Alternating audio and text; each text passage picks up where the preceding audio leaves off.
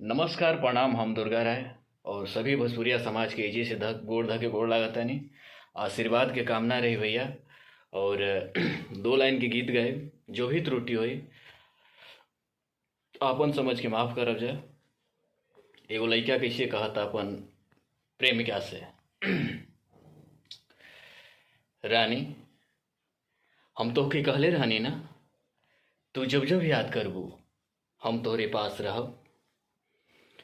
प्रीतिया मेरानी, प्रीतिया मेरानी, तू समाइल बाड़ू सांस में।